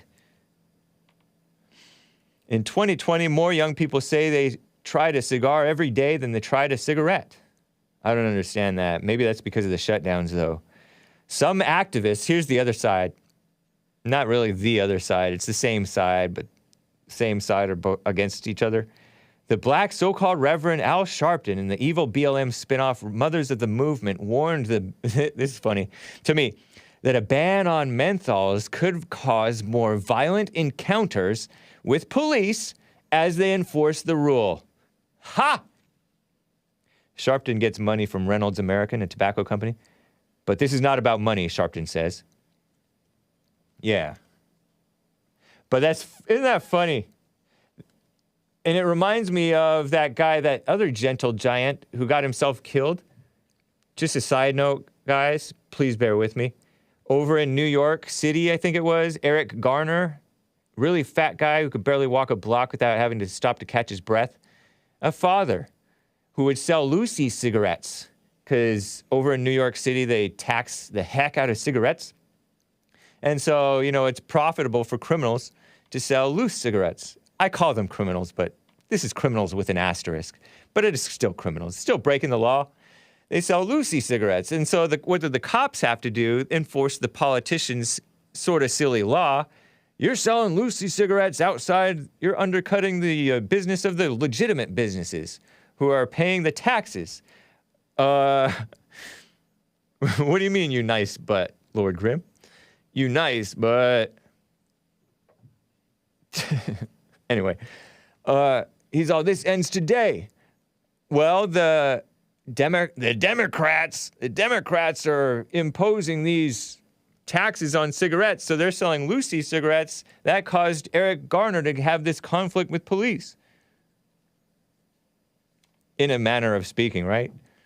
So blame the Democrats for Eric Garner having that run-in with the cops, where he's all, this ends today, and he resisted arrest. He got that seatbelt maneuver by the officer who was fired by the lynch mob, Black Lives Matter lynch mob, because the socialist mayor kissed up to them years later. Officer Daniel Pantaleo, I think is his name. Pantaleo. He did a seatbelt maneuver and they called it a chokehold. And they blamed him for Eric Garner being fat, out of shape, and resisting arrest and getting himself taken down. He's all, I can't breathe. I can't breathe. I can't breathe. And he died. Well, rest in peace, Eric Garner, but the last person these people need to be blaming is the officer who's enforcing basic laws. By the way, Eric Garner's daughter died at a young age, like 40-something.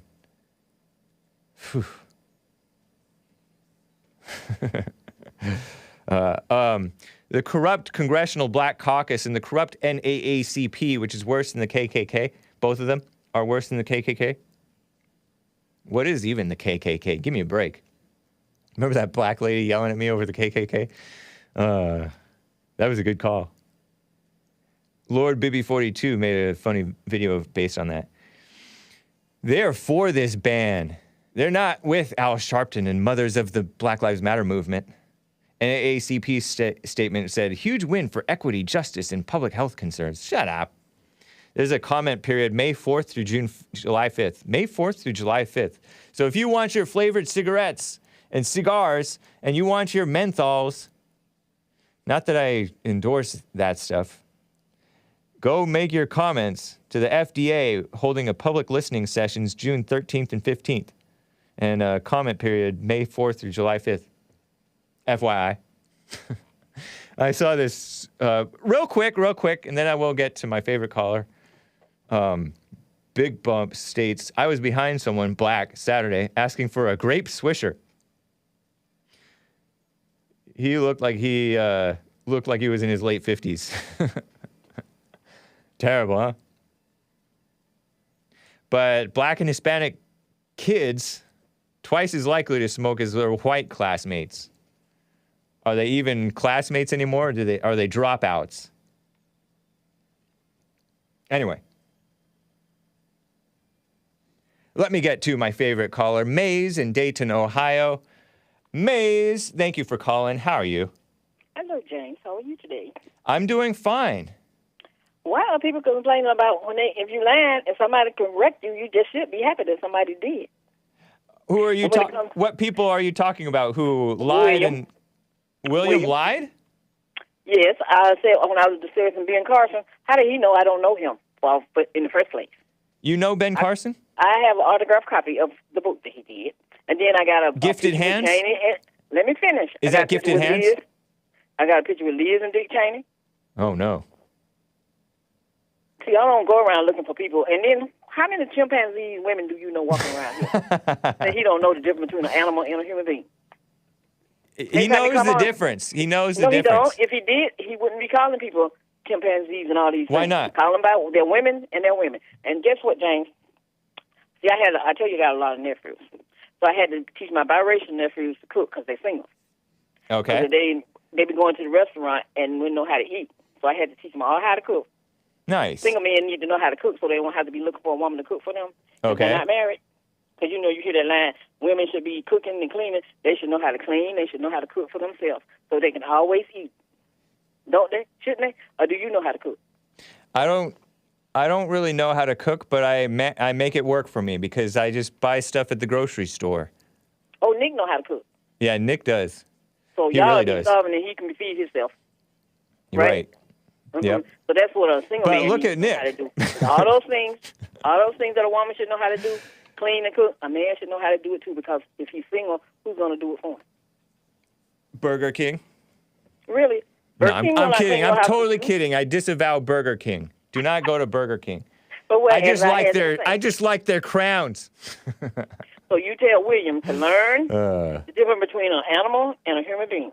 Women are humans. Animals are not. I know he loves animals, but he's confused. So I corrected him again. If he don't like it, too bad. I do not care. I'm not for him to like me. But when he's speaking and running his trap, I have to correct him. So you have a good one. You know what? Hold on. Maze, What? I got a request. Your girlfriend gave a request. Can I have a 3-hour Hake report with extra Maze? Hold the Bobby, please. Terrible. So I learned nothing from him. I learned when he said calling human animals. I didn't learn it. You say you got kids listening, so they don't need to be learning that women are supposed to be chimpanzees. They should be women. Get that in your head, William. Typical woman trying to police a man's language. I'm not saying Everybody sometimes- knows that women sometimes are you have not. to help the brain when they don't use what's behind their eyes. You have to help them sometimes. Maze. What? Everybody knows that women are not chimpanzees. He was calling her a metaphorical chimpanzee because But she was he shouldn't acting. If he had any sense in it, he would talk about somebody, a mother or a Well, father. maybe she He shouldn't wouldn't be act. calling women Maybe that. she shouldn't act like an animal. Well, whatever. I don't know no women act like no animals. I Oh don't yeah, know you men do. act like animals either. Women can Unless act a you little like it, out of confuse control. yourself. They can act a little erratic That's what you think or in a your lot mind. erratic. It's what you think in your mind. We'll leave it with you, but somebody can correct you to let you know that they don't, and they're not animals. Even though it's on the book that some humans are supposed to be animals, but they're not. Thank you. Thank you, Maze. So get that straight when he opens his mouth. When he's speaking women, just speak of women, and not chimpanzees unless you go to the zoo and talk to some of them. All right. So you have a good one. You too, Maze. William. Nice to hear from you. Have a good day. All right. Bye. What a nice lady, right? She means well. Let me get to Justin, not a first-time caller. Justin a multi-time caller out of Fullerton, California. Justin, what's up? Hey, good morning. Just wanted to check in and see if you heard anything about the new disinformation governance board that's been created. I have not talked about it. I have not read much about it, but I have heard just a little snippets here and there of this female who's like in charge of this something. Is that what it's called? A disinformation governance board? Is that out of the Biden administration? Yes. I saw some headlines that this lady, according to like Daily Caller, spread disinformation. And I saw a little report on it in the Epic Times too. Disinformation, the Epoch please. Times is great. Say again? Yeah, Epoch Times. I recently subscribed to that. That's a great source of information. I like InfoWars, but I found this from Getter, and when I was on Getter, I was researching it since yesterday, and it seems as if the Ministry of Truth from like 1984 is subtly, or I don't know what to call it. You're talking about the novel, the book, 1984. Yeah, by Mr. George Orwell. It's a great read. But it's not too conspiratorial. It's actually kind of just like a fictional tale of what could be, and it just seems odd that like the woman you mentioned, who's very popular on TikTok, is now going to be like a ministry of disinformation or whatever, trying to tell us what's real and what's not real. So, like Alex Jones always said, it is a war for your mind. And there's a lot of those opinions out there, but facts are facts. They're definitely getting us towards censorship and mind control. And I do, like I said, like Elon Musk for some things, but he's always said in the future he'd like to put in our brains a neural link where there's little wires. You know, it just seems oddly like the Antichrist, and a lot of thoughts that are out there in the consciousness that I've been coming across online and just talking to people is that there is of some proportion a reality closer and closer to having our minds controlled. Interesting, man. You keep on mentioning my competitor, Alex Jones. I'm not sure I appreciate that, but thank you, man. Okay. Interesting input. Well, Paul Joseph Don't Watson mention Paul Joseph Watson. What the heck? He went from bad to worse. No, I like Alex Jones. I appreciate him. And PJW, since you mentioned him, very presumptuously, but he put in a He Black JLP drop in one of his recent videos. That's nice. Anyway. Oh, he did? Oh, well, okay. The guy from the UK, Paul Joseph Watson, is definitely one of the journalists that I've listened to for many years. He probably says some outlandish things. So does Alex Jones. But so do you, honestly, man. Yeah. What? I said, so do you, honestly, man. Not to be, too far from the truth. I can be that way sometimes too. Well, I appreciate it. You're right. It's out of control. These people are the biggest liars, and they want to pretend that they're fighting against disinformation. Please, give me a break. Same thing with the mainstream, both the mainstream media and the social media establishment. They push the lie of Black Lives Matter. Total lies. Terrible lies. Yeah. And the Me Too movement. Terrible lies. Well, Black lives do matter. No duh. A lot of lives matter, but talking about one over another is racist. All right. Well, I appreciate it, Justin. Nice to hear from you, man. All right, nice to hear from you. Have a good rest of your day. Okay, you cut out there, buddy. But thank you. Super chats. So based. Yeah. John WX25 over there on streamlabs.com/The Hake Report. There is truth to the saying, truth hurts. Just listen to the excuses made for bad behavior as well as the ungrateful ones that show no gratitude for the sacrifice made by their ancestors for them to have the great opportunities of this great country. Yeah.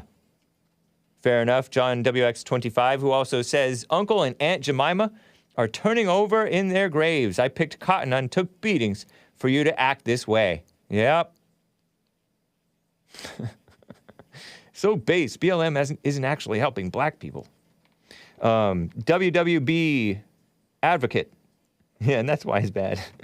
WWB advocate over there on Odyssey, odyssee.com/@the-Hake-Report, @. Companies with a monopoly on tobacco are worse than natural tobacco. Natural tobacco doesn't have video active chemicals in it. Say what you want about regular tobacco, but it's not comparable to the tobacco that's legal. Legal tobacco is way worse. Radioactive, not videoactive. Radioactive. Wow. Radioactive chemicals, not videoactive chemicals. I wonder how that autocorrect happened.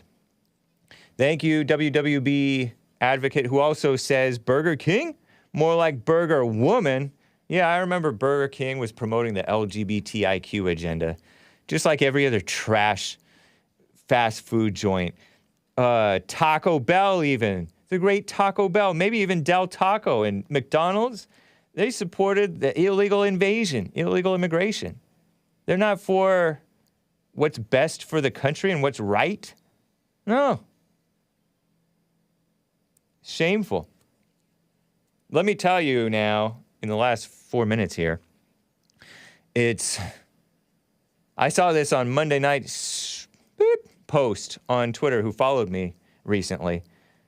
He said, "Not my kids," in a response to a tweet from Libs of TikTok, which is a Jewish woman who tweets out stuff exposing how the libs are out of control.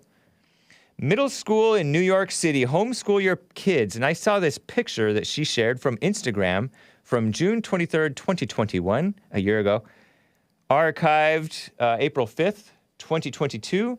The Gateway School. The Gateway School is a K-8, kindergarten through 8th grade, independent day school in New York City that transforms the lives of bright students with language-based learning disabilities and attention deficits. And the Gateway School tweeted this photograph of a little girl, 12 years old. Some girls at 12 are littler than others, and this was a little girl. Little white girl, maybe a little Jewish girl. At the beginning of the month, the Gateway School posted on IG, 7th graders presented their individual end-of-year research projects for integrated research. And I have this, let's see, Teach the Children, Gateway School. Okay, so I have this photograph posted on their IG proudly. 7th graders presented their individual end-of-year research projects for integrated research. In honor of June being Pride Month, this little white or Jewish girl, Beatrice, focused on the history of pride and the so-called civil rights movement of the LGBTQIA+ so-called community. This is a kindergarten through 8th grade, elementary school, elementary and junior high, or they call it middle school. Here she is explaining the meaning behind the different pride flags. Well done, Beatrice. Hashtag pride, hashtag middle school. And it says, Beyond the Rainbow, your ultimate guide to pride flags. From this little schoolgirl, teacher's pet schoolgirl. The pride flag that started it all, the 6-color pride flag, the Philadelphia pride flag has black and brown, because blacks and Hispanics. The transgender flag, the non-binary pride flag, the intersex flag, that's the hermaphrodites, the flag of the asexual community, the bisexual pride flag, the pansexual flag, the flag for the lesbian community, the gay men pride flag, the modern pride flag. And this little girl thinks that that's legitimate school presentation. And so apparently does this so-called Gateway School. And it's so funny because I looked into this school and they have ridiculous things. Maybe I'll share with you the stuff that they're promoting tomorrow. But they were referencing standing up against hate. They have links to the ADL, the Anti-White Defamation League. And all kinds of mess. All kinds of propaganda. And it's a private school, like $70,000 a year tuition. those New Yorkers, not Christians probably. Anyway, guys, this has been the Hake Report. Hope you enjoyed it. We will be back tomorrow, hopefully. And with more frog eyes. I'm so excited. Anyway, guys, thank you and take care. Have a nice day.